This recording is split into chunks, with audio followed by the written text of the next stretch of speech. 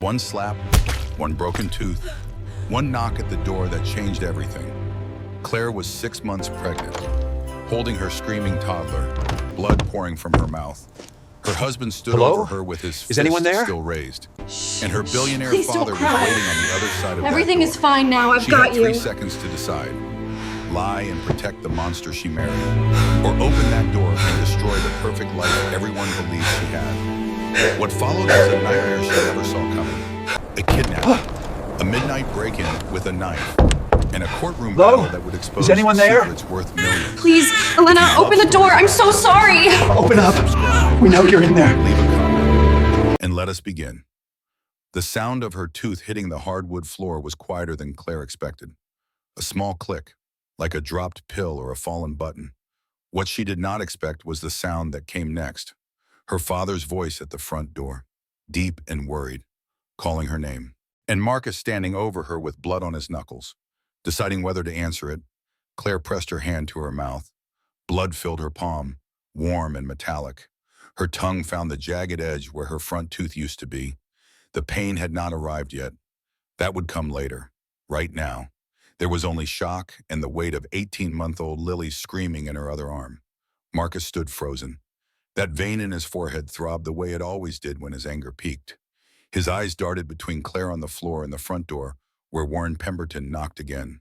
Louder this time. "Claire, hey, honey, are you in there?" Warren's voice carried through the oak door. "Your phone went straight to voicemail. I got worried." Marcus grabbed Claire's arm and yanked her toward him. His grip would leave bruises by morning. It always did. "One word," he whispered, his breath hot against her ear. "One word and I will make sure you never see Lily again." "You understand me?" Claire understood. She had understood for 2 years now. She understood that Marcus could be charming at dinner parties and violent in private. She understood that his family had money and connections that made her father's billions look modest. She understood that courts often favored fathers, especially fathers who wore expensive suits and spoke in measured tones. But she also understood something else, something new. She looked down at Lily, her daughter's face red and wet with tears, her tiny hands clutching Claire's blouse. Lily had watched her father hit her mother. At 18 months old, she had seen violence and learned that this was what love looked like. Claire made her choice. She pulled away from Marcus and walked to the front door. Her legs shook. Blood dripped from her chin onto her white maternity blouse. 6 months pregnant and bleeding in her own foyer. This was her life now. This was what she had accepted. No more. She opened the door. Warren Pemberton stood on the porch in his traveling clothes, a garment bag over his shoulder from his business trip. His smile died the moment he saw his daughter's face. His eyes moved from the blood on her lips to the swelling already forming on her jaw to the terror in her eyes. Then his gaze shifted to Marcus, standing 5 feet behind her with his fist still clenched. Warren dropped his bag. He stepped inside without invitation, his 6'3" frame filling the doorway. At 64 years old, he was still solid from his Army Ranger days, still capable of violence, even if he had not practiced it in decades. "Claire," he said quietly, "get behind me." She did not hesitate. She moved past her father. Lily pressed against her chest and positioned herself near the staircase, far enough from Marcus, close enough to run if she needed to. Warren faced his son-in-law. The two men had never liked each other. Warren had warned Claire about Marcus before the wedding, had seen something in his eyes that reminded him of men he had known in combat, men who enjoyed hurting things smaller than themselves. Claire fell. Marcus said, his voice was calm, reasonable, rehearsed. She tripped over one of Lily's toys and hit the coffee table. "I was just about to get ice." Warren looked at the coffee table. It sat 8 feet away, pristine and untouched. No blood on its surface, no toys anywhere near it. "Then why is your hand red?" Warren asked. Marcus glanced down at his right palm. The mark of Claire's face was still visible there, pink and incriminating. "I do not know what you think you saw," Marcus began. "I know what my daughter's face looks like when someone hits it." Warren's voice was quiet, too quiet, the kind of quiet that came before explosions. "I also know what a liar looks like. And son, you are both. You cannot just barge into my house. This is my daughter. That is my granddaughter.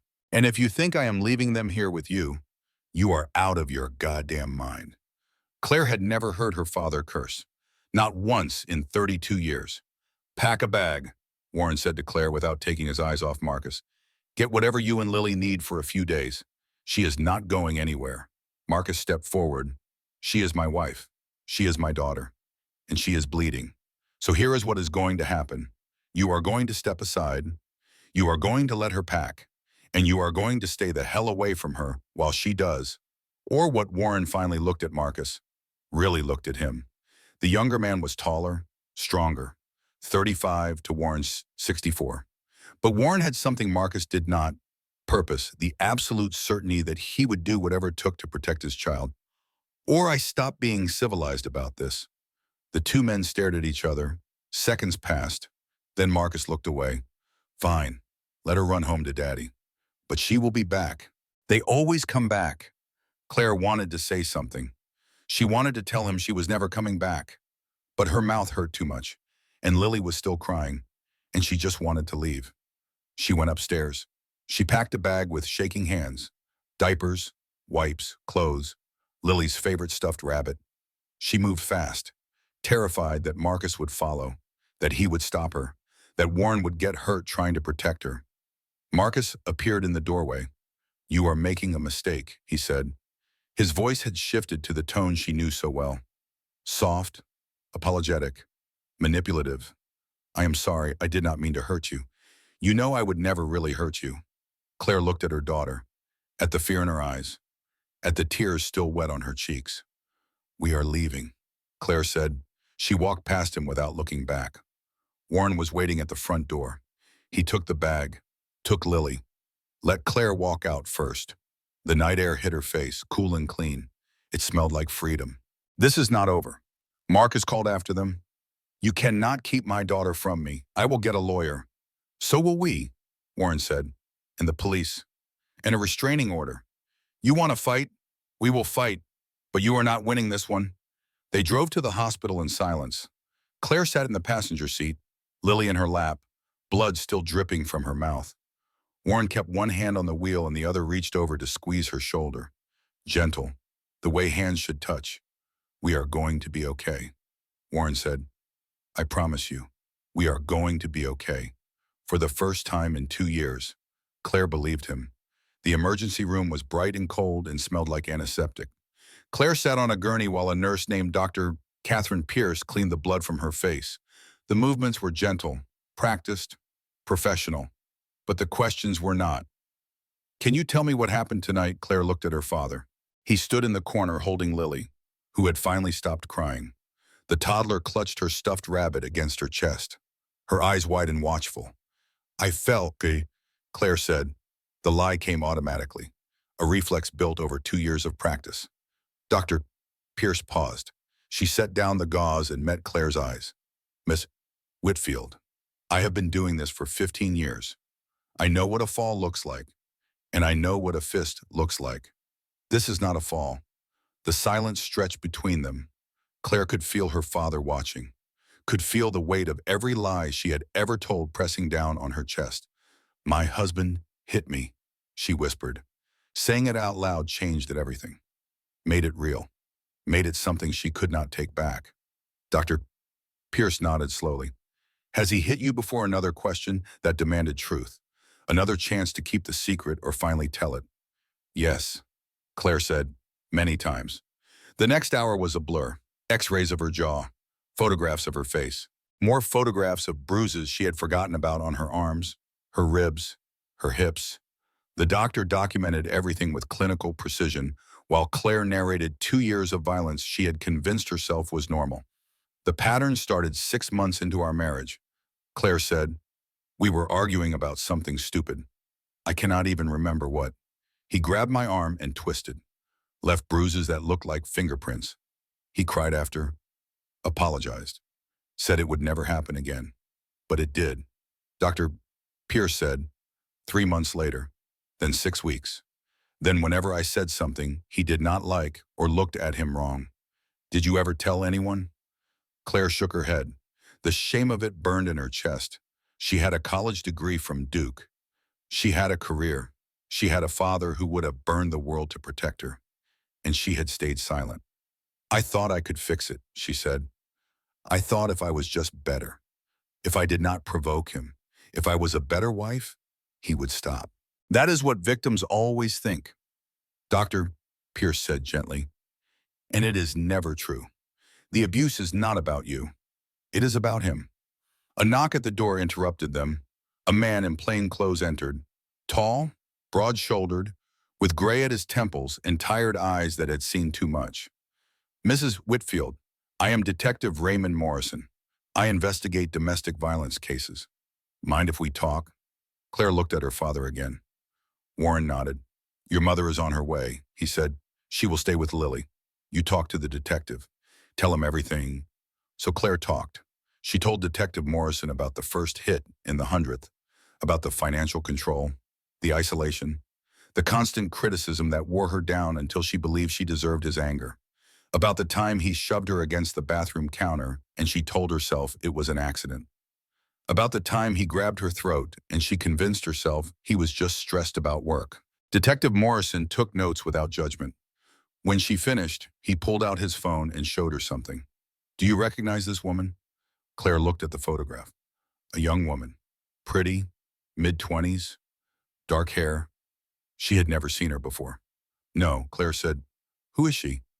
Her name was Rachel Montgomery. She was your husband's girlfriend in college. She filed 3 domestic violence reports against him over the course of a year. Claire's stomach dropped. Filed reports. She dropped all 3. Detective Morrison continued. Then she transferred to another school. 6 months later, she was found dead in her apartment, ruled an overdose. But the investigating officer always had doubts. The room tilted.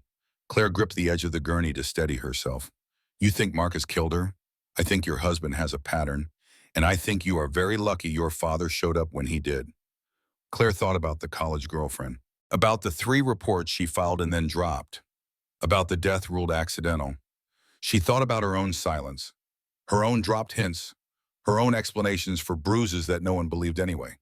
How many women had Marcus hurt? How many would he hurt after her if she did not stop him? I want to press charges, Claire said. Detective Morrison nodded. Then let us build a case. The hotel room was anonymous and clean. 2 double beds and a view of the highway. Claire sat on the edge of one bed while her mother paced and her father made calls in the corner, his voice low and urgent. Lily slept peacefully in the other bed, her small body curled around her stuffed rabbit, oblivious to the chaos that had become her life. Claire stared at the ceiling. The fluorescent lights hummed a constant drone that matched the emptiness inside her chest. Every few minutes, she touched her jaw, pressing against the bruise just to feel something. The pain was real. The pain proved this was actually happening. Her phone buzzed on the nightstand. A text from Marcus. I am sorry, baby. I did not mean it. Please come home.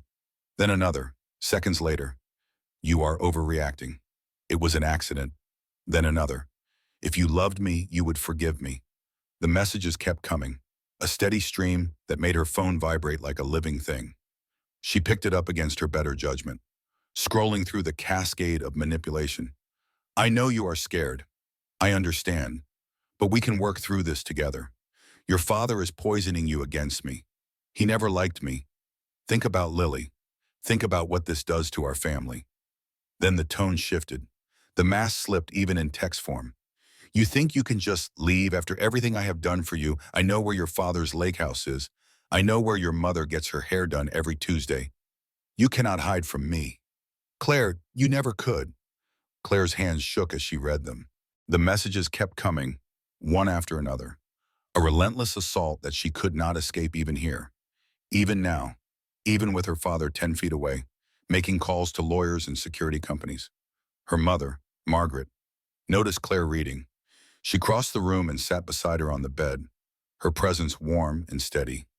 Turn off the phone, Margaret said gently. Do not read them. Do not respond. That is what he wants.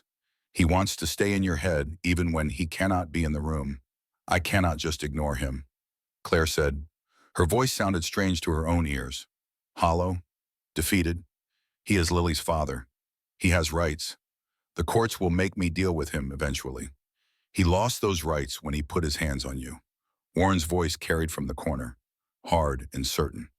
He had finished his call and was watching Claire with an expression she had never seen before. Grief mixed with rage, mixed with something that looked like guilt. Whatever rights he thought he had, he forfeited them the moment he made you bleed. Claire knew her father was trying to help, but he did not understand. He had never been trapped the way she was trapped. He had never felt the walls closing in from every direction. The suffocating certainty that there was no good option, only degrees of terrible. She had researched this, in secret, late at night, while Marcus slept beside her. She had read articles about custody battles and restraining orders and the statistics that haunted her even now. 70% of domestic violence murders happened after the victim left. Women who fled were more likely to be killed than women who stayed. Courts often granted abusers visitation rights because innocent until proven guilty applied to family court too. And fathers with money and connections could drag out custody battles for years, bankrupting their victims through legal fees while continuing to control them from a distance. Leaving was not the end. Leaving was not safety. Leaving was just the beginning of a different kind of war. Claire stood abruptly. She needed to move, needed to do something other than sit and spiral. She walked to the bathroom and closed the door behind her. The mirror showed her a stranger. Her jaw was swollen, purple spreading beneath the skin like a dark bloom. The temporary cap on her broken tooth felt foreign against her tongue, a constant reminder of what Marcus had done. Her eyes were bloodshot from crying, ringed with shadows from sleepless nights. She looked older than 32. She looked broken. Who was this woman staring back at her, this victim, this person who had tolerated violence and called it love 2 years ago? She had been Claire Pemberton, summa cum laude, graduate of Duke University, rising star at a prestigious event planning firm, the youngest person ever promoted to senior coordinator, daughter of a billionaire who had raised her to be strong and independent and afraid of nothing. She had traveled alone through Europe at 21, Shimon. She had negotiated contracts worth millions. She had believed, truly believed, that she was immune to the kinds of traps that caught other women, and then she met Marcus Whitfield. She remembered their first date with painful clarity, a charity gala downtown. He had approached her at the bar, all confidence and charm, his smile like a spotlight that made her feel chosen. He was handsome and successful and interested in everything she said. He asked questions about her work, her dreams, her favorite books. He remembered details from their conversations and brought them up days later, proving he had been listening. He pursued her relentlessly after that night. Flowers delivered to her office, thoughtful texts throughout the day, weekend trips planned down to the smallest detail. He wanted to spend every moment with her, and she mistook his obsession for devotion. Her friends were jealous. Her mother was relieved that Claire had finally found someone serious. Even her father, skeptical as always, admitted that Marcus seemed devoted. The wedding happened 6 months after they met. Too fast, Claire realized now. A whirlwind romance that swept her off her feet before she could see the warning signs. He had locked her down before she could see the mask slip. The first real red flag came on their wedding night. They argued about something trivial, something she could not even remember now. But she remembered what happened next. He grabbed her arm and twisted, hard enough to leave bruises that she covered with long sleeves for a week. He cried afterward, apologized, promised it would never happen again, said he was stressed about work, about family expectations, about wanting everything to be perfect. She believed him because she loved him, because admitting the truth would have meant admitting she had made a terrible mistake, because she was embarrassed and ashamed and convinced that she could fix him if she just tried hard enough. So she stayed, and it got worse. Slowly at first, then faster. The criticisms became constant. The isolation became complete. She quit the job he said took too much of her time.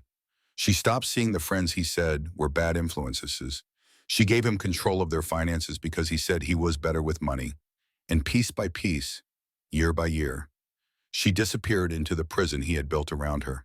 Now she was free.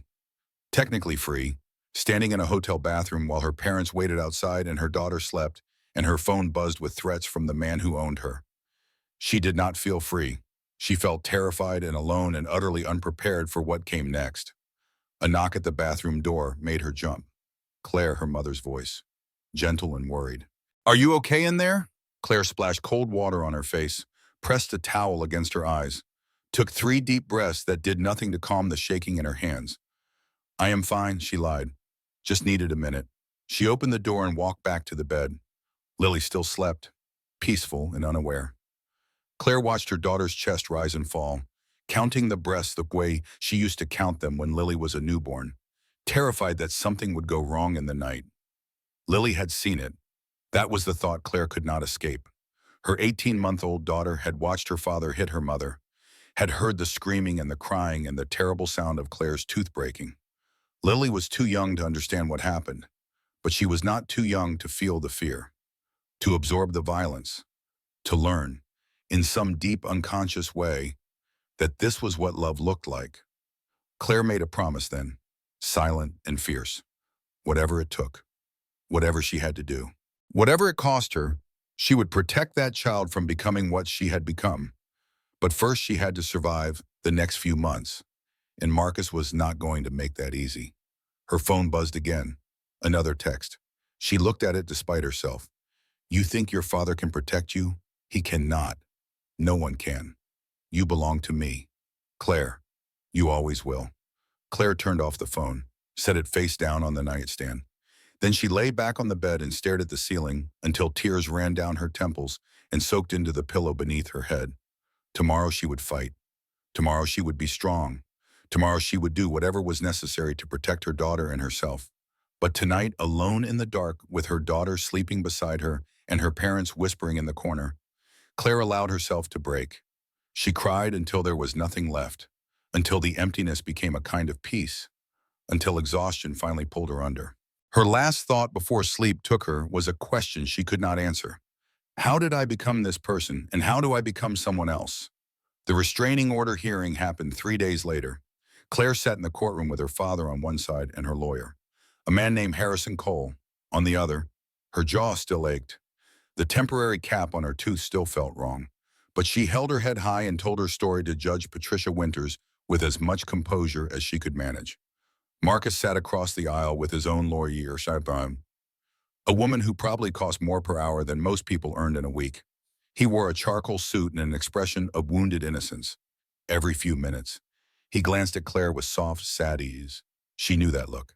She had seen it after every apology, every promise, every time he convinced her to stay just a little longer. Judge Winters reviewed the evidence, the photographs, the medical records, the text messages. When she spoke, her voice was measured and professional. Based on the evidence presented, I am granting a temporary restraining order. Mr. Whitfield is prohibited from coming within 500 feet of Whitfield or their daughter. He is prohibited from contacting her by any means. This order remains in effect until the full hearing in 2 weeks. Claire exhaled. Relief flooded through her. It worked. The system worked. Your Honor, Marcus's lawyer stood. My client requests supervised visitation with his daughter. He has not been convicted of any crime and has parental rights. That will be addressed at the custody hearing. Judge Winters said, for now, the restraining order stands. They walked out of the courthouse into bright spring sunshine. Warren put his arm around Claire's shoulders. One battle down, he said. Many more to go. He was right, the restraining order was just paper. It could not stop Marcus if he really wanted to hurt her.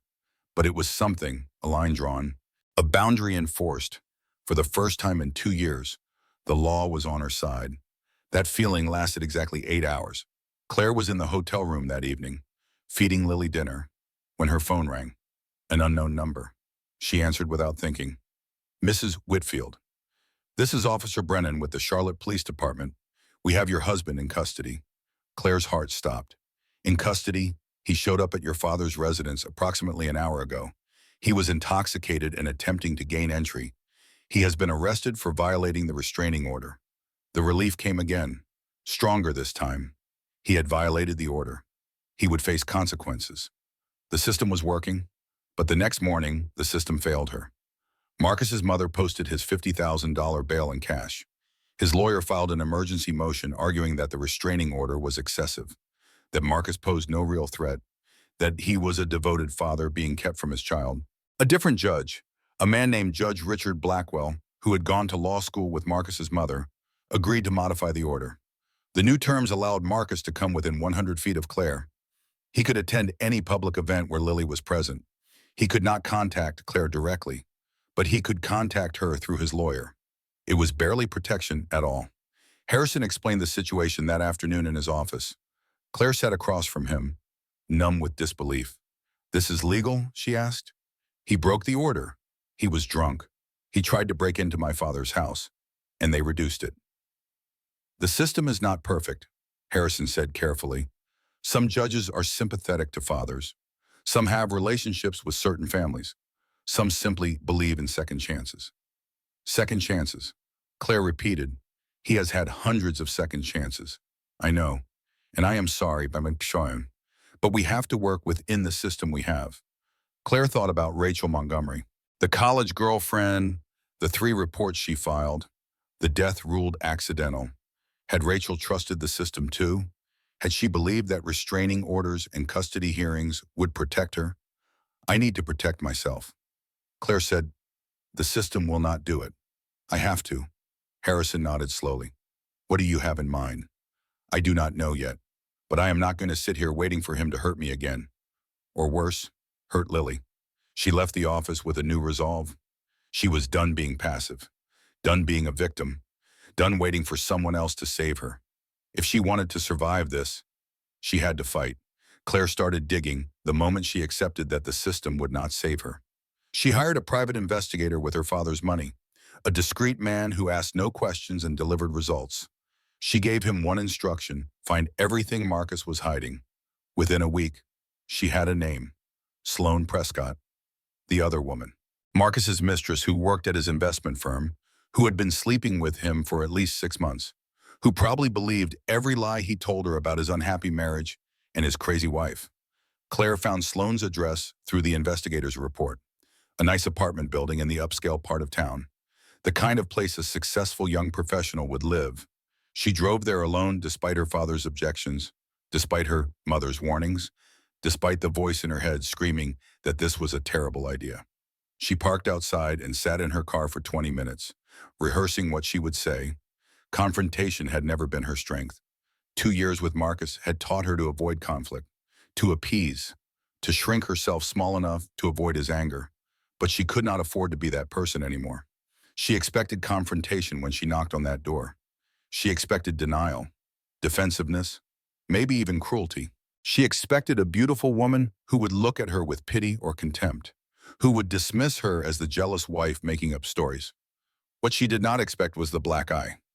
Sloane Prescott opened her door wearing sweatpants and a faded college t-shirt that hung loose on her thin frame. Her left eye was purple and swollen, the bruise spreading across her cheekbone in a pattern Claire recognized intimately. When Sloane saw who was standing on her doorstep, her face went white with fear. "I know who you are," Sloane said. Her voice was hoarse, scratchy, like she had been crying for hours. "Please do not make a scene. My neighbors will hear." Claire looked at the bruise, looked at the fear in Sloane's eyes, looked at the way she held herself, shoulders hunched, arms crossed protectively over her chest. She recognized every detail because she had worn them herself. "He did that to you," Claire said. It was not a question. Sloane's composure crumbled like a wall made of sand. Tears spilled down her cheeks, cutting tracks through makeup that had not quite covered the dark circles under her eyes. She stepped aside without a word and let Claire into the apartment. The place was beautiful. High ceilings, modern furniture, large windows that let in streams of afternoon light. But Claire noticed the details that did not fit. A broken lamp hastily hidden behind the couch, a dent in the wall near the kitchen that someone had tried to cover with a hanging plant, a wine glass in the sink, still stained red, next to a bottle that was completely empty. They sat in the living room while Sloane told her story. It came out in fragments at first, then in a flood, like a dam breaking under pressure too long contained. "It started 6 months ago," Sloane said. She sat on the opposite end of the couch, her knees drawn up to her chest like a child. "He was charming, attentive. He made me feel special, like I was the only woman in the world who understood him." Claire nodded slowly. She knew this script by heart. "He told me you were crazy," Sloane continued, "that you hurt yourself for attention, that the marriage was over in everything but name, and he was just waiting for the right time to leave, for Lily's sake. He said you trapped him with the pregnancy, said you refused to let him go. I believed every word because I wanted to believe, because believing meant I was not a terrible person for sleeping with a married man. When did he first hit you? Sloane's eyes dropped to her hands. They were trembling. 3 months ago. We had an argument about something stupid. I wanted to go to my sister's birthday dinner, and he said I was choosing her over him. He grabbed my arm so hard it left bruises. Then he cried and apologized and promised it would never happen again. The same script, the same cycle, the same lies told to different women, years apart, with identical results. Let me guess. Claire said, "It happened again, worse each time." And he always had an excuse. Work stress, your fault for provoking him, alcohol, anything except taking responsibility. Sloane looked up at her with something like wonder. How did you know? Because he did the same thing to me, and to a woman before me, and probably to women before her. The silence stretched between them, two women, sitting in a beautiful apartment, connected by their shared wounds and their shared abuser. He told me the same thing about his college girlfriend. Claire said quietly, a woman named Rachel Montgomery. She filed 3 reports against him and then died. Overdose, officially. But the detective working my case thinks it was not an accident. Sloane's face went gray. She looked like she might be sick. Died. I am not trying to scare you. Claire said, I am trying to make you understand what we are dealing with. Marcus is not just an abuser. He is dangerous, possibly deadly, and he is not going to stop unless someone stops him. I wanted to go to the police, Sloane whispered. After the second time, but he told me what would happen if I did. He said he would destroy my career, said no one would believe me over him, said he knew people who could make problems disappear. Claire thought about Rachel Montgomery, about problems that disappeared, about a young woman dead in her apartment with needle marks in her arm and a history of abuse that no one took seriously. We need to work together, Claire said. She leaned forward, her voice urgent. Whatever evidence you have, I need to see it. Sloane hesitated. Her eyes darted toward the bedroom, then back to Claire. The internal battle played across her face, fear versus anger, self-preservation versus justice. Why should I trust you? Sloane asked. You have every reason to hate me. I do not hate you, Claire said, and she was surprised to realize it was true. I hate him. You are just another one of his victims. And right now, we are the only ones who can stop him from doing this to someone else. Something shifted in Sloane's expression. The fear did not disappear, but something harder rose beneath it. Determination, maybe, or rage. She stood and walked to her bedroom. Claire heard drawers opening, papers rustling. When Sloane returned, she carried a laptop and a thumb drive. Everything is here, she said. She sat beside Claire and plugged in the drive. Every recording, every document, every text message where he threatened me or admitted what he did to you. The files opened on the screen. Claire scrolled through them, her heart pounding harder with each revelation.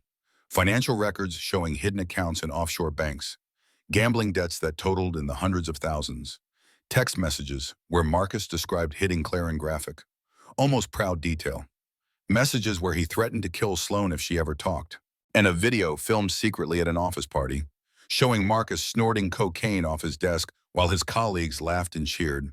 This is enough, Claire breathed. This is more than enough. Sloane nodded. I started keeping everything after the first time he hit me. I knew I might need it someday. I just never had the courage to use it. Why now? Claire asked. Why are you risking everything to help me? Sloane was quiet for a long moment. When she spoke, her voice was steady despite the tears still wet on her cheeks. Because I am tired of being afraid, she said. Because he told me I was worthless, that no one would ever love me, that I was nothing without him, and I need to prove him wrong. Claire took the thumb drive, held it in her palm, such a small thing, barely larger than her thumbnail, such enormous power contained in a few grams of plastic and silicon. For the first time since leaving Marcus, Claire felt something other than fear. She felt hope. What she did not know, what neither of them could have known, was that Marcus had been watching Sloane's apartment for weeks. He had seen Claire arrive. He had seen them talking through the window. And even now, as they planned his destruction, he was planning his response. The war was just beginning. The custody hearing happened 2 weeks later. Claire arrived at the courthouse with her evidence organized in neat folders. Her witnesses prepared with rehearsed testimony. Her case as airtight as Harrison Cole could make it. She wore a conservative navy dress that covered her fading bruises and projected competence. She had practiced her statements in the mirror until they sounded calm and reasonable. They were ready. They were going to win. But the system had other plans. Judge Richard Blackwell presided again. The same judge who had reduced her restraining order. The same judge who had gone to law school with Marcus's mother. He sat behind his elevated bench with an expression of practiced neutrality that Claire no longer trusted. Marcus's mother, Judith, sat in the gallery. Her presence was a silent reminder of the connections this family had, the doors they could open, the palms they could grease. She wore a Chanel suit and pearls and watched Claire with undisguised contempt. And Marcus himself looked like a different man, clean-shaven, well-rested, sober. He wore a navy suit that probably cost more than Claire's monthly expenses and a wedding ring he had not worn in months. When he spoke, his voice was measured and remorseful. "Your Honor, I made mistakes," Marcus said, his eyes downcast in practiced shame. "I take full responsibility for my actions. I have been attending therapy twice a week. I have completed an anger management program. I am committed to being the father my daughter deserves." Claire watched the judge watching Marcus, saw the subtle nod of approval, saw the way Blackwell's posture softened slightly, responding to the performance. Harrison presented their evidence methodically. The photographs, the medical records, the text messages, Sloane's testimony about the affair and the abuse, Detective Morrison's reports documenting Marcus's history. It should have been overwhelming. It should have been undeniable. But Marcus's lawyer was better. She brought in character witnesses who called Marcus a devoted father and loving husband. Neighbors who said they had never seen signs of violence. A therapist who testified that Marcus was making excellent progress and showed genuine insight into his behavior. It was theater. Elaborate, expensive theater designed to create reasonable doubt, to muddy the waters, to make the judge wonder if maybe Claire was exaggerating. Maybe she was vindictive. Maybe the broken tooth and the bruises and the terror were not as bad as she claimed. "Your Honor," Marcus's lawyer said in her closing argument, her voice smooth as silk, "my client made mistakes. Serious mistakes. He admits that freely, but he has taken responsibility. He is doing the work. And most importantly, he loves his daughter more than anything in this world. Supervised visitation is a reasonable compromise that protects everyone while allowing a father to maintain his relationship with his child." Judge Blackwell nodded thoughtfully, as if weighing matters of great complexity. He shuffled papers, consulted his notes. Then he delivered his ruling. "Given the evidence presented by both parties, I am granting supervised visitation to Mr. Whitfield. 2 hours per week at a court-approved facility with a trained monitor present. This arrangement will be reviewed in 3 months. Claire felt the floor drop beneath her. Visitation. After everything. After the photographs and the text messages and Sloane's bruised face. "Your Honor," Harrison said, rising quickly from his chair, "the evidence clearly demonstrates a pattern of escalating violence. We have documentation spanning 2 years, witness testimony, medical records, and we also have evidence of rehabilitation." The judge interrupted, his voice firm.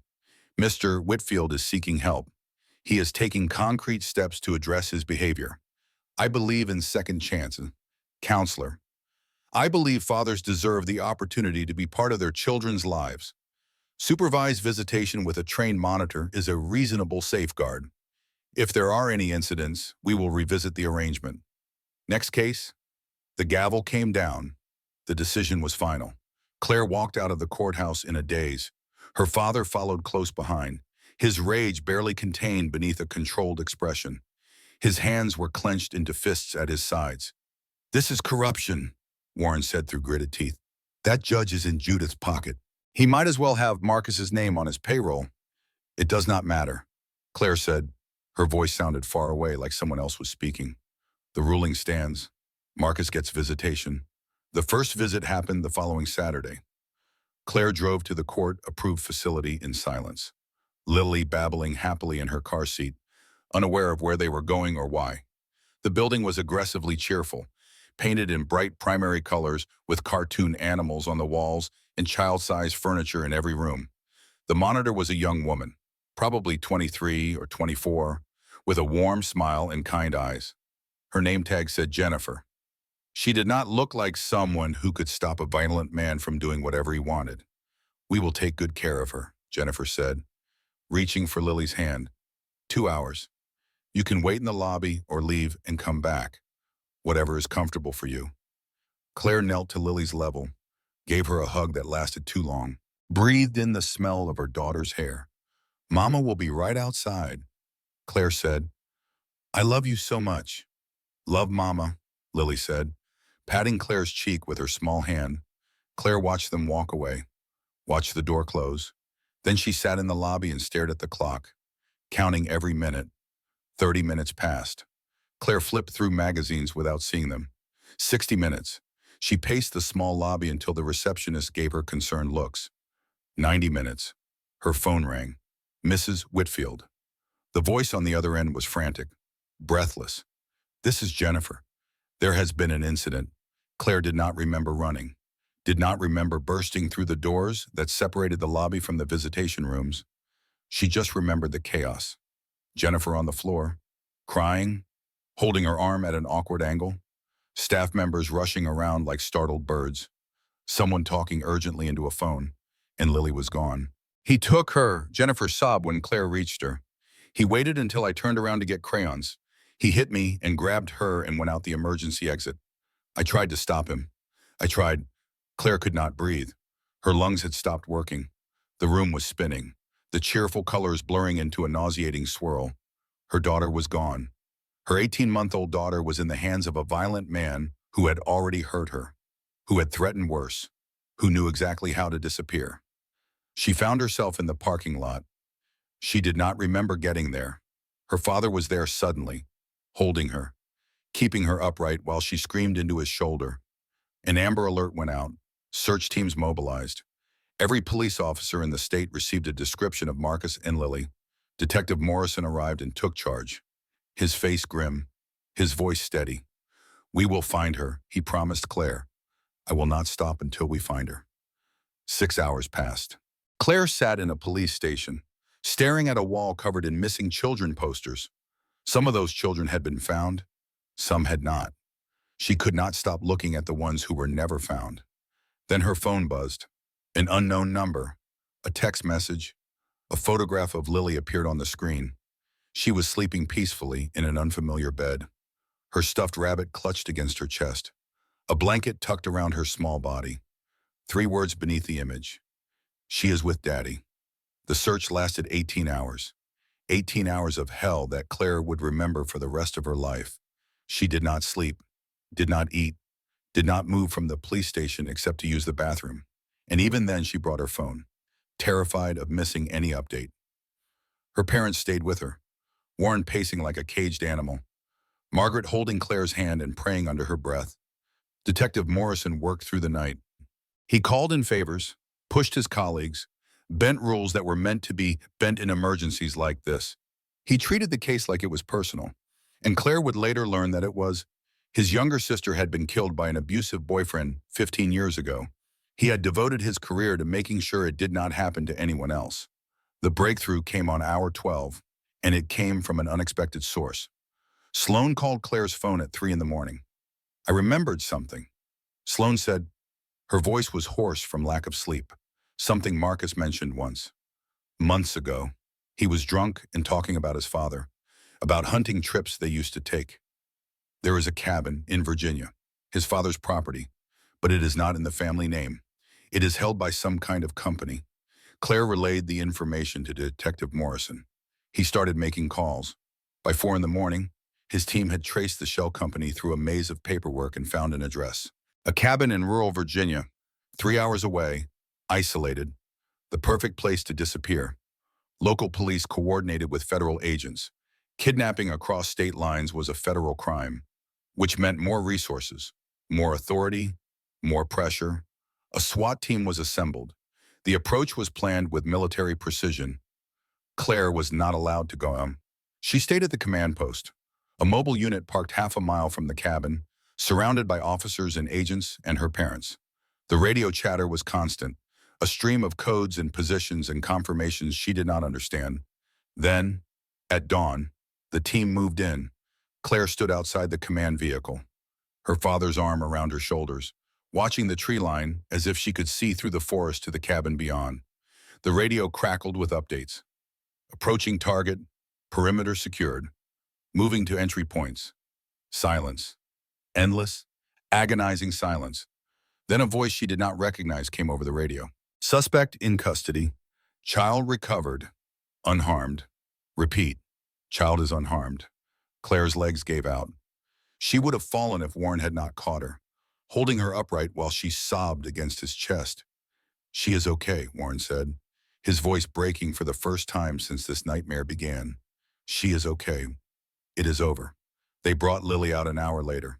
A female officer carried her, wrapped in a shock blanket that was too big for her small body. When Lily saw Claire, she reached out her arms. Mama. Claire ran. She took her daughter from the officer and held her so tightly that Lily squirmed in protest. But Claire could not let go, could not stop smelling her hair and kissing her cheeks and feeling her heartbeat against her own. I am here, Claire whispered. Mama is here. You are safe now. I am never letting you go. Marcus was arrested. Federal kidnapping charges this time, which meant no bail, no bond, no possibility of his mother writing a check and making it all disappear. He would stay in Royal until trial. For 3 days. Claire believed it was over. She moved Lily to a safe house her father arranged, a small apartment in a building with a doorman and security cameras and no connection to any name Marcus might recognize. She started sleeping again, a few hours at a time. She started eating. She started to believe that maybe, finally, they were safe. Then came the night she would never forget. She woke at 2 in the morning to the sound of breaking glass. The bedroom was dark. Lily slept in the next room. Claire lay frozen, her heart pounding so hard she could hear it in her ears, telling herself it was nothing. A car backfiring, a dream, her imagination. Then she saw him. Marcus stood in her bedroom doorway. His silhouette was darker than the darkness around it, a shadow that had somehow taken human form. He looked different than she remembered. Thinner, wilder. His eyes caught the faint light from the window and gleamed with something that might have been madness. Hello? Claire, he said. She reached for her phone on the nightstand. He moved faster, crossing the room in 2 strides, snatching the phone from her hand and throwing it against the wall. It shattered into pieces that scattered across the floor. That will not help you, he said. His voice was eerily calm, conversational, as if they were discussing the weather. No one knows I am here. No one is coming. You are supposed to be in jail. Money has a way of opening locked doors. He smiled, and there was no warmth in it at all. His mother, offshore accounts, a judge who was persuaded to see reason. Claire backed against the headboard. Her mind raced, calculating distances, looking for weapons, remembering that Lily was in the next room and would come running if she screamed. What do you want? She asked. I want you to understand, Marcus said. He pulled something from his pocket. Metal glinted in the darkness. A knife. I want you to understand what you have done to me. My career is over. My reputation is destroyed. My daughter was ripped from my arms by federal agents. My name is in the newspapers. I am a monster now, in everyone's eyes. And it is all because of you. You did this to yourself. He laughed, a hollow sound that echoed in the small room. That is what they want you to believe. That is what they always say. Blame the man, destroy his life, celebrate when he loses everything. He sat on the edge of her bed. The mattress dipped under his weight. The knife rested on his knee, casual and threatening. If I cannot have my family, he said, no one can. If I am going down, I am taking you with me. He did not attack. That was the worst part. He sat there for an hour, maybe longer, talking in that calm, measured voice. He described what he would do to her, to Lily, to her parents, to everyone who had tried to help her. He detailed his fantasies in graphic, explicit terms while she sat frozen against the headboard, too terrified to move. It was psychological torture, worse than any physical violence. He wanted her to know that there was no escape, that no restraining order, no prison, no amount of money or security could protect her from him, that he would always find her, that she would never be safe. When he finally left, slipping out the window as silently as he had come, Claire did not move until dawn. She sat in the same position, staring at the place where he had been, until the sun came up and proved that the night was really over. Then she called Detective Morrison. He broke in. She said to Sir, he was here, Guish. He had a knife. He described how he was going to kill us. The police came. They searched the apartment. They dusted for fingerprints and looked for evidence of forced entry. They found nothing. The window was undamaged. The security system had not been triggered. There were no witnesses. Are you sure this happened? One of the officers asked. His tone careful, his eyes skeptical. You have been under a tremendous amount of stress. Sometimes trauma can cause. He was here, Claire interrupted. I am not imagining things. I am not making this up. But she saw the doubt in their eyes, the same doubt that would follow her for weeks. Marcus had not just broken into her apartment. He had broken her credibility, and she knew, with cold certainty, that this was exactly what he wanted. The catastrophes came one after another, each one more devastating than the last, each one designed to strip away everything Claire had left. Catastrophe 1 happened on a Tuesday morning. Claire drove to the bank to withdraw money for a security deposit on a new apartment. The safe house was no longer safe, not after Marcus's visit, and she needed somewhere new, somewhere he could not find. The teller frowned at her computer screen. I am sorry, Mrs. Whitfield, there seems to be a problem with this account. What kind of problem? The balance is zero. The account was emptied 3 days ago. Claire felt the floor tilt beneath her. That is impossible. There should be over $2 million in that account. The teller checked again, typing rapidly, her frown deepening. According to our records, the funds were transferred to an offshore account. The authorization came from the other account holder, your husband. He could not have done that. He is in prison. But he was not in prison when he made the transfer. The authorization was dated 4 days before his arrest. Marcus had planned this. While Claire was running, while she was hiding, while she was building her case against him, he had been systematically draining their accounts. Every penny of their joint savings, their investment portfolio, their emergency fund, all of it gone, transferred to accounts she could not access, hidden in financial structures she could not penetrate. She walked out of the bank with $47 in her personal checking account. Everything else was gone. Her father offered money immediately, without hesitation. But Marcus's lawyer filed a motion the next day, arguing that Warren was financially controlling Claire, that her dependency on her father proved she was incapable of independent judgment, that any money he gave her should be considered when calculating child support and asset division. It was absurd, but it worked. It planted seeds of doubt that would grow into obstacles at every turn. Catastrophe 2 came 3 days later. Claire was reviewing documents with Harrison Cole when his phone rang. He answered, listened, and his face went pale. That was the court clerk. Harrison said slowly, Marcus has filed an emergency custody motion. Emergency on what grounds? He claims you are mentally unstable, that you are a danger to Lily. The motion was thick with documentation. Marcus's lawyer had gathered evidence from every available source. Claire's postpartum depression diagnosis from after Lily was born, statements from her former colleagues saying she had seemed stressed before the wedding, text messages where Claire sounded hysterical or irrational, carefully selected from thousands of normal messages. There was a psychological evaluation conducted by a doctor Claire had never met, claiming she showed signs of delusional thinking and paranoid ideation. The evaluation was obviously fraudulent, but it looked official, and it would take time and money to challenge. The hearing was scheduled for 48 hours later, 2 days to prepare a defense against accusations that should have been laughable but somehow were not. We will fight this, Harrison said, but his voice lacked conviction. We have evidence on our side. Well, do we? Claire asked. Do we really? Catastrophe 3 was the worst. It happened the night before the hearing. Claire had not slept in days. The stress was a physical weight pressing on her chest, making it hard to breathe. She was reviewing documents, trying to memorize talking points. When the pain hit, sharp, sudden, low in her belly, the kind of pain that announced itself as wrong, as dangerous, as something that should not be happening. Then the bleeding started. Her mother found her on the bathroom floor 20 minutes later. Claire was unconscious, lying in a pool of blood that had soaked through her clothes and spread across the white tile. Margaret screamed for Warren. An ambulance was called. Paramedics rushed in with equipment and urgency. Claire woke in the hospital, surrounded by machines, her father holding her hand and her mother crying in a chair by the window. "What happened?" Claire asked.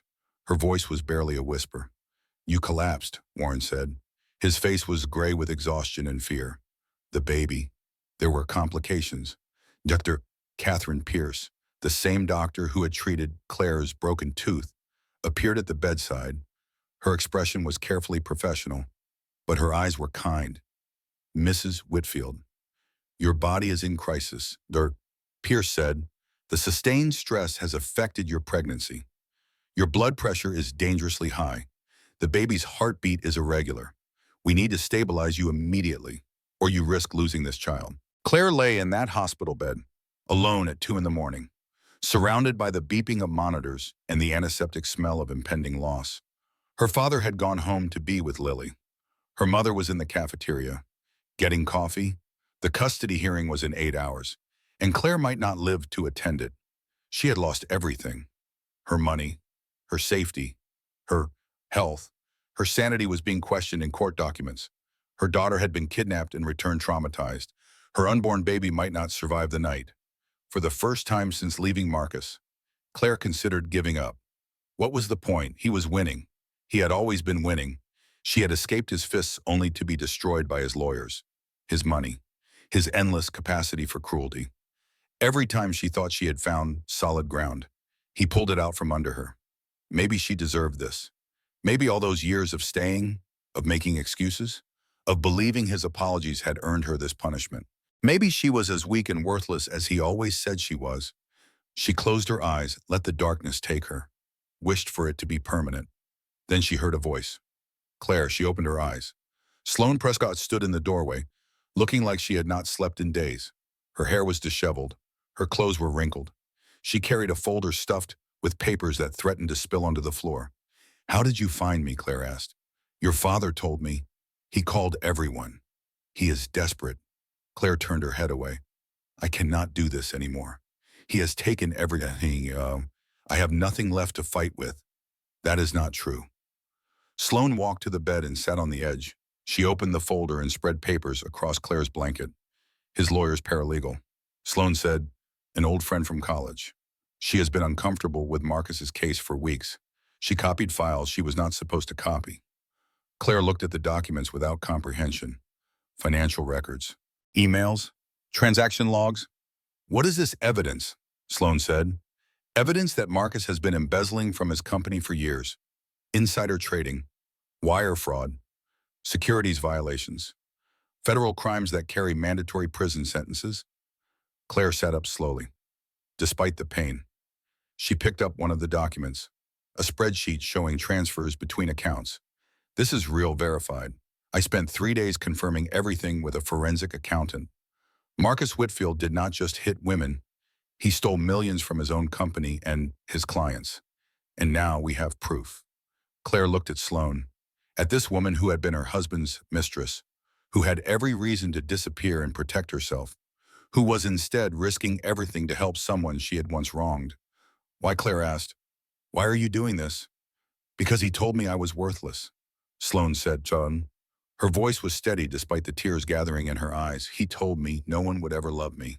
He told me I was nothing. And every day that I help destroy him is a day that I prove him wrong." Claire held the documents against her chest.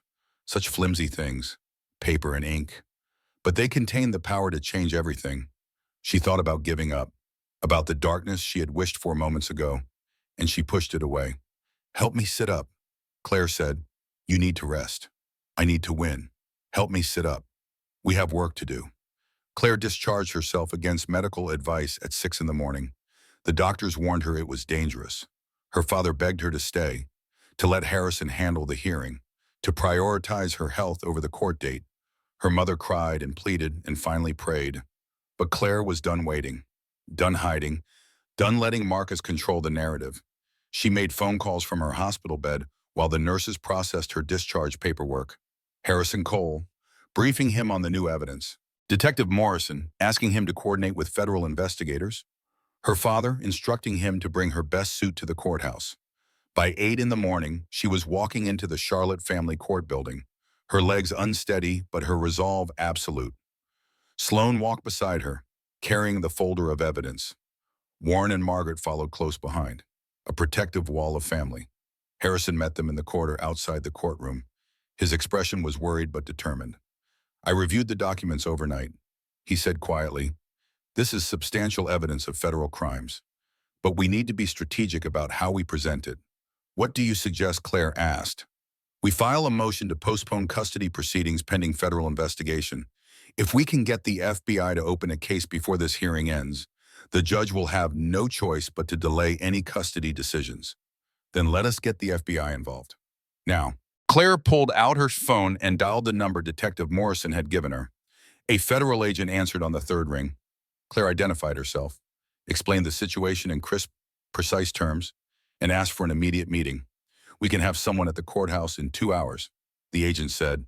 "But I need you to understand this is a significant allegation. If the evidence does not support charges, this could backfire. The evidence is solid." Claire said, "I am willing to stake everything on it." She ended the call and looked at Harrison. "We have 2 hours to stall. I can do that." Harrison said, "Leave it to me." They entered the courtroom. Marcus was already there, seated at the defendant's table with his lawyer. He wore another expensive suit, another expression of wounded innocence. When he saw Claire, his lips curved into a small, private smile. She did not look away. She met his eyes and held them until he was the one who broke contact. Judge Richard Blackwell took the bench. The hearing began. Marcus's lawyer led with the psychological evaluation. She presented Claire as a danger to herself and others, a woman so traumatized and unstable that she could not be trusted with her own child. She cited the postpartum depression, the text messages, the emergency room visit the night before. "Your Honor," she concluded, "my client is deeply concerned for his daughter's welfare. He asks only for the opportunity to protect her from a mother who is clearly in crisis." Harrison stood. He addressed the judge with careful precision, objecting to the evaluation's methodology, questioning the credentials of the doctor who conducted it, pointing out inconsistencies in the evidence. And then he played his trump card. "Your Honor, I have been informed that the Federal Bureau of Investigation has opened an active investigation into Mr. Whitfield for securities fraud, wire fraud, and embezzlement. Given the severity of these allegations, we move to postpone all custody proceedings until the criminal matter is resolved." Marcus's lawyer shot to her feet. "This is outrageous. This is a transparent attempt to delay proceedings. The allegations are substantiated by documentary evidence." Harrison said calmly, "I have copies available for the court's review." Judge Blackwell frowned. He looked at Marcus, then at Claire, then at the folder Harrison placed on his desk. "How long has this investigation been ongoing?" he asked. "The investigation was opened this morning based on evidence brought forward by witnesses with direct knowledge of Mr. Whitfield's criminal activities." "This is a setup," Marcus said loudly. His composure was cracking, the mask slipping for everyone to see. "She is trying to destroy me. Mr. Whitfield, control yourself." Judge Blackwell said, "She has been planning this from the beginning. She manipulated everyone. She took my daughter. She ruined my life." The courtroom doors opened. 2 men in dark suits entered, their badges visible on their belts. "Federal agents?" "Marcus Whitfield." One of them said, "You are under arrest for securities fraud, wire fraud, and embezzlement. You have the right to remain silent. Anything you say can and will be used against you in a court of law." The agents approached the defendant's table. Marcus's lawyer stepped back, her face pale with shock. Judith Whitfield, watching from the gallery, rose to her feet with a strangled cry. "This is not happening," she said. "This cannot be happening." The agents handcuffed Marcus. As they led him past Claire, he stopped, looked at her with pure hatred burning in his eyes. "This is not over," he said. "You think you have won. You have not won anything." Claire stood. She faced the man who had broken her tooth, stolen her daughter, threatened her life, tried to destroy everything she loved. "Yes," she said, "I have." The agents took him away. The courtroom erupted in whispered chaos. Judge Blackwell banged his gavel and called for order. When silence finally returned, the judge looked at Claire with an expression she could not quite read. Respect, maybe, or something like apology. Given these extraordinary circumstances, Judge Blackwell said, all custody proceedings are postponed indefinitely. The existing custody arrangement, with sole custody to the mother, will remain in effect pending resolution of the criminal case. Court is adjourned. Claire walked out of the courtroom into morning sunshine. Her father embraced her. Her mother wept with relief. Sloane stood nearby, smiling through her own tears. It was not over. There would be more hearings, more legal battles, more challenges to face. But for the first time since her wedding day, Claire felt like she was finally, truly winning. She had taken control of her own story. She had stopped running and started fighting. And she had proven, to Marcus and to herself, that she was stronger than he ever imagined. The proceedings continued after Marcus was taken away. Judge Blackwell returned from recess with a changed demeanor. He reviewed the evidence again, listened to Detective Morrison's testimony about Marcus's history, heard from Dr. Catherine Pierce about the pattern of injuries documented in Claire's medical records. Then he delivered his ruling. Based on the evidence presented, I am granting full custody of Lily Whitfield to her mother. Claire Whitfield. The father's visitation rights are terminated effective immediately. A permanent restraining order is issued prohibiting Mr. Whitfield from contacting Mrs. Whitfield or their children by any means. All marital assets are frozen pending federal investigation. Court costs and attorney fees are to be paid by the defendant. Claire sat motionless as the words washed over her. Full custody, permanent restraining order, terminated visitation. She had won. Her father put his arm around her shoulders. Her mother cried quietly beside her. Sloane, sitting in the gallery, gave her a small nod. Judith Whitfield stood abruptly. Her face was twisted with rage. You have destroyed my son, she said to Claire. You have destroyed our family. I hope you can live with that. Your son destroyed himself, Judge Blackwell said coldly. This court simply held him accountable. Now leave my courtroom before I have you removed. Judith left. The case was closed, and Claire walked out of the courthouse into spring sunshine for the last time. 3 years later, Claire stood on the balcony of her new home, watching the sunrise.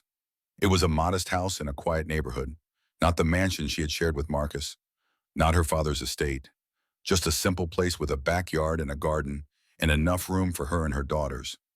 Lily was 4 now. Sophie was 3. They played in the backyard most afternoons, building elaborate worlds with their toys, fighting over nothing and making up 5 minutes later.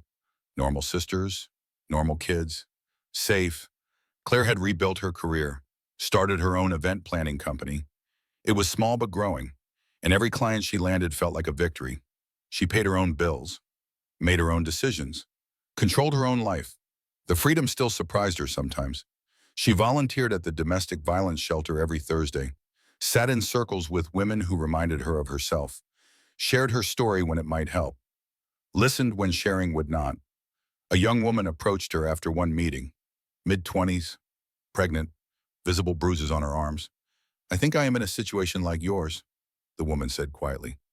Claire looked at her, saw herself 3 years ago, scared, ashamed, desperate for someone to tell her it was okay to leave. Then you are already braver than you know, Claire said. Because you are talking about it. That is the hardest part. She gave the woman her phone number, offered to help however she could. Maybe the woman would call. Maybe she would not. Maybe she would leave tomorrow or in a year or never. Claire could not save her, could only offer information and support and proof that survival was possible. Marcus was in federal prison, 12 years for the financial crimes, additional charges for kidnapping, assault, witness intimidation. He would be an old man when he got out, if he got out at all. Judith had exhausted her fortune on legal fees. She lived alone now in a smaller house, abandoned by the society friends who wanted nothing to do with a convicted felon's mother. She never accepted responsibility, never acknowledged what her son had done. Some people were incapable of seeing the truth. No matter how clearly it was presented, Sloane had moved to California, started over with a new job and a new life. She and Claire exchanged Christmas cards. They were not friends exactly, but they understood each other in ways that transcended friendship. Claire thought about all of it as she watched the sunrise. The violence, the fear, the system that failed her and then finally worked. The allies she found in unexpected places, the strength she discovered in herself. She walked to the bathroom, looked at her reflection. The implant was perfect now, invisible. No one could tell which tooth was not real, but Claire could. Every time she smiled, she remembered. She remembered the sound of her tooth hitting the floor, the taste of blood in her mouth, the terror of that night and every night that followed. She remembered choosing to open the door, choosing to tell the truth, choosing to fight even when the system fought against her. She remembered what it felt like to be powerless, and she remembered learning that she had never been powerless at all. Mama Lily's voice came from the hallway. "Can we have pancakes?" Claire smiled at her reflection. Then she turned away from the mirror and walked toward her daughter. "Coming, baby, let us make pancakes." The kitchen filled with laughter and flour and the smell of cooking batter. Sophie made a mess. Lily tried to help and made it worse. Claire watched them and felt something she had not felt in years. Peace, not the absence of pain. The pain would always be there, buried beneath the surface, ready to emerge on bad days and difficult anniversaries. But peace existed alongside it now. She had earned this life, fought for it, bled for it, and no one would ever take it from her again.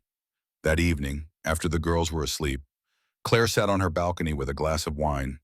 The stars were bright, the neighborhood was quiet. Tomorrow she had meetings and school drop-offs and 100 small tasks that made up an ordinary life. She was grateful for ordinary. She would never take it for granted. Her phone buzzed. A text from her father. "Dinner Sunday," she smiled and typed back. Would not miss it. Family dinner had become tradition. Every Sunday, Warren and Margaret came over with groceries. They cooked together, ate together, cleaned up together. Normal family stuff. The kind of normalcy Claire had almost lost. She put down her phone and looked at the stars.